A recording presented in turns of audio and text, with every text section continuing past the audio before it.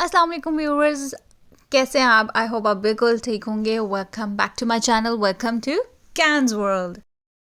आई hope आप बिल्कुल ठीक होंगे, एंजॉय कर रहे होंगे अपनी लाइफ को।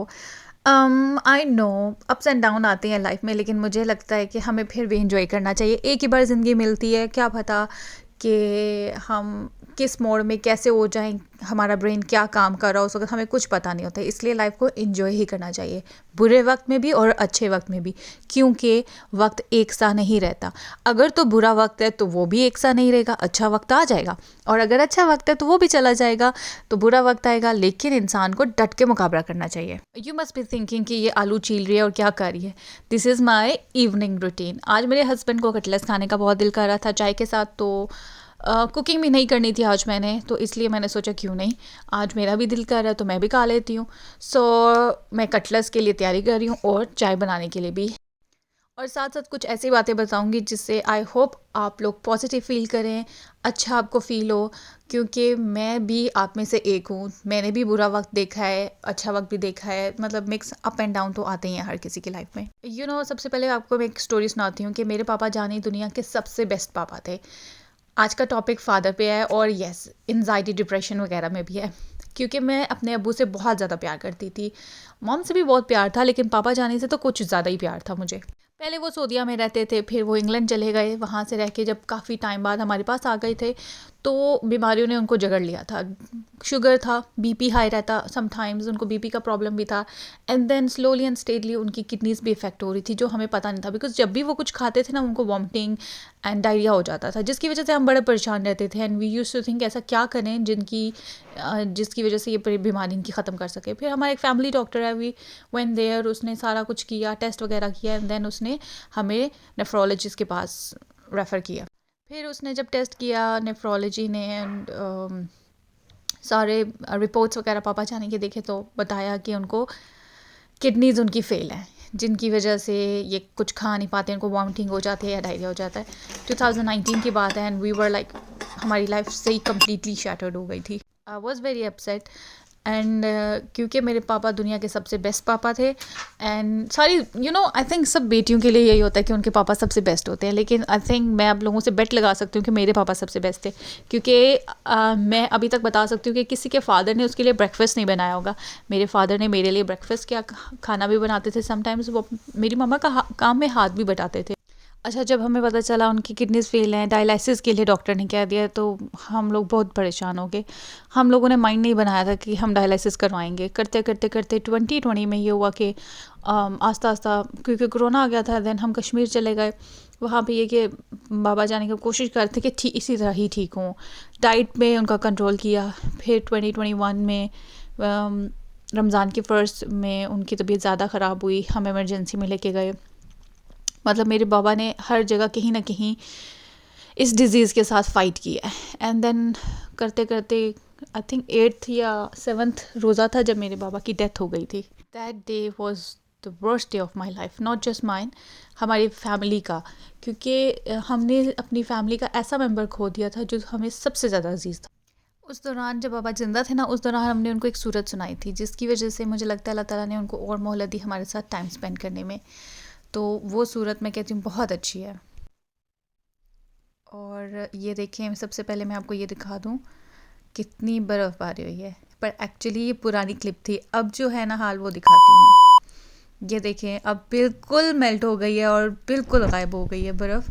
जो जितनी भी स्नो थी ना, ऑलमोस्ट काफ़ी जगह से मेल्ट हो गई है। और अब देखिए ग्रास नज़र आ रही है, आसमान भी नीला है, आज धूप भी निकली हुई थी, आज मौसम इतना ठंडा नहीं था, काफ़ी अच्छा मौसम था आज का।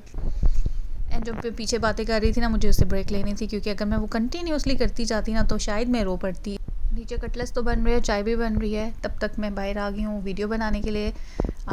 मौसम तो बहुत अच्छा है। मैंने अपने हस्बैंड को कहा है कि बाहर बैठ के हम लोग चाय पीते हैं, पर उनको आज दिल था अंदर कोई टीवी में कुछ लगा के, तो वहाँ पे देख के कुछ हम लोग चाय पिए। अच्छा, वो जो सूरत थी ना, वो सूरह रहमान थी, कारी अब्दुल बासित की आवाज़ में। मैंने आपको पहले भी अपनी एक वीडियो में बताया था कि जब मैं काम कर रही होती हूँ तो मैं ये सूरत लगा के ना तो काम करती हूँ।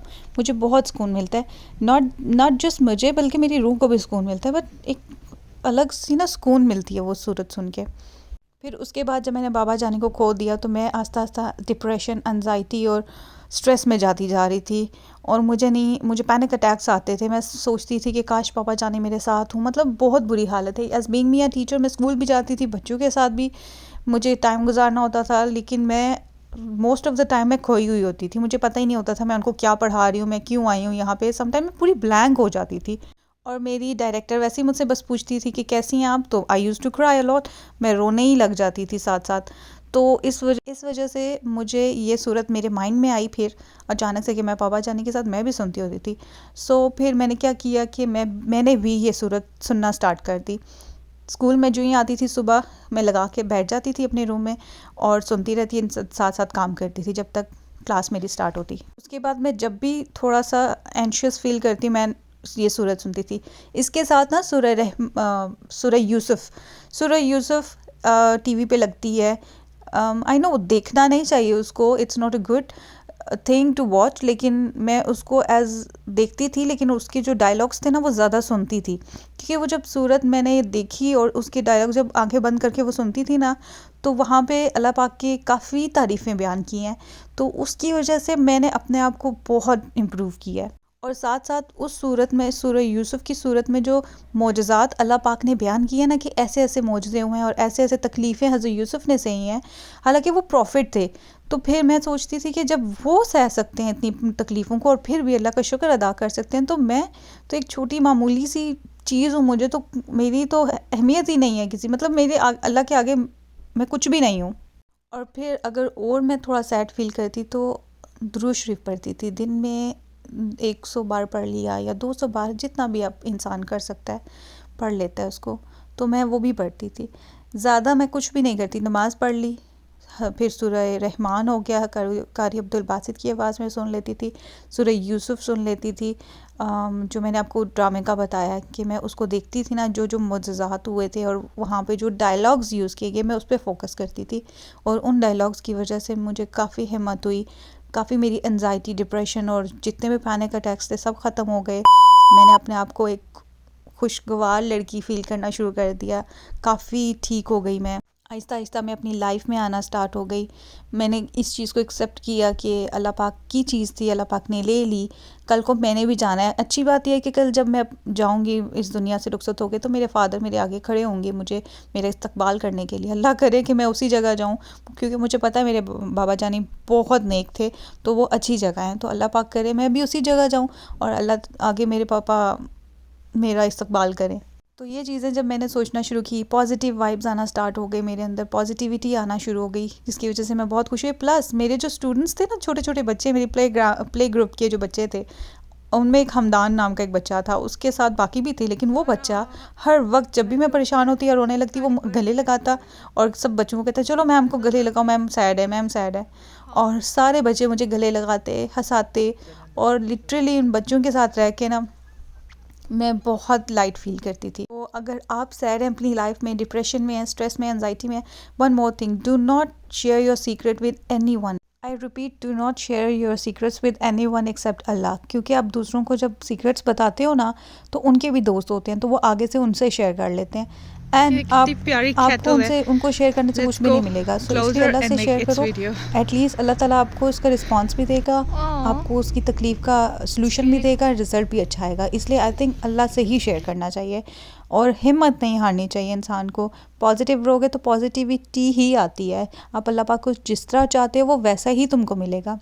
और मेरी लाइफ में आज तक जो कुछ मुझे मिला है ना, मैं सारा क्रेडिट अल्लाह पाक को दूंगी और मैंने जो सूरत पढ़ी है उनको दूंगी, क्योंकि इनकी वजह से ही मुझे आज कामयाबी मिली है, या मैं जैसी भी हूँ, मेरा मेंटल हेल्थ बिल्कुल ठीक है अल्हम्दुलिल्लाह। जस्ट थैंक्स टू अल्लाह कि मैं बिल्कुल ठीक हूँ अब। I miss my dad still, I really miss him. तो जब भी मैं उनको याद करती हूँ तो मैं उनके लिए उसी वक्त जितनी मुझे पढ़ाई करनी होती है मैं पढ़ाई स्टार्ट कर देती हूँ, सो दैट उनके पास मेरा तोहफ़ा पहुँचे और वो खुश हों कि मेरी बेटी ने आज तक मुझे याद किया। आई रिक्वेस्ट यू ऑल कि आप प्लीज़ मेरे फ़ादर के लिए दुआ करें, अल्लाह पाक उनके दर्जात बुलंद करें और एक दुरूद शरीफ पढ़ के उनको बख्श दें। सो आप भी अपनी लाइफ में मामूल बना दें, एक दिन में एक बार तो आप सूरह रहमान कारी अब्दुल बासित की आवाज़ में सुने, और उसके साथ अब पढ़ना भी चाहते हैं तो पढ़ लें, ठीक है। सेकेंडली, जब आप बहुत ज़्यादा स्ट्रेस में हो ना, हज़रत यूसुफ़ की स्टोरी आपने पढ़नी है, या तो पढ़ लें या सुन लें उर्दू में, ताकि आपको पता चले कि क्या क्या तकलीफ़ें थी, क्या क्या उन्होंने किस तरह से उन चीज़ों को हैंडल किया। उर्दू में पढ़ेंगे ना तो आपके लिए ज़्यादा आसानी होगी।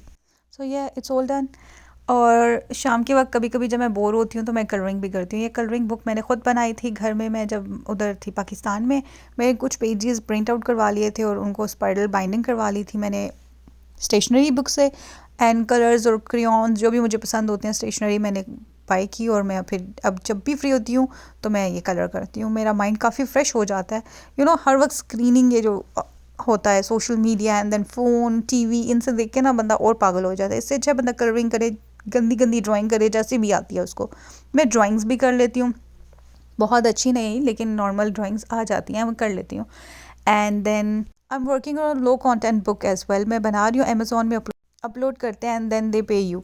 लेकिन अभी मैं इस पर रिसर्च ज़्यादा कर रही हूँ। मैं इसमें वीडियो बना के definitely I will post the video as well, ताकि आप भी उसको सीख के पैसे कमा सकें। सो ये कलरिंग हो रही है मेरी, मैं कलरिंग करती हूँ, बहुत शौक से करती हूँ। जैसे कि ये है ना, ये पूरा नहीं होता एक दिन में, बहुत डिफ़िकल्ट है। तो इसलिए कभी कभी जब बिल्कुल फ्री होती हूँ मैं पूरा कर लेती हूँ, समटाइम्स आधा करके छोड़ देती हूँ, अगले दिन करती हूँ। ये मेरी स्केच बुक भी है, ऐसे ही मैंने स्केचिंग की है। इतनी अच्छी आती नहीं है but I try. Butterflies as usual मेरी फेवरेट है। एंड देन मैंने ये भी ड्रॉ किया था क्रेयॉन के साथ। And this UK, you means मेरे हस्बैंड का नाम यू से स्टार्ट होता है, एंड के ऑब्वियसली मी। एंड ये टेडी बेयर बनाया था।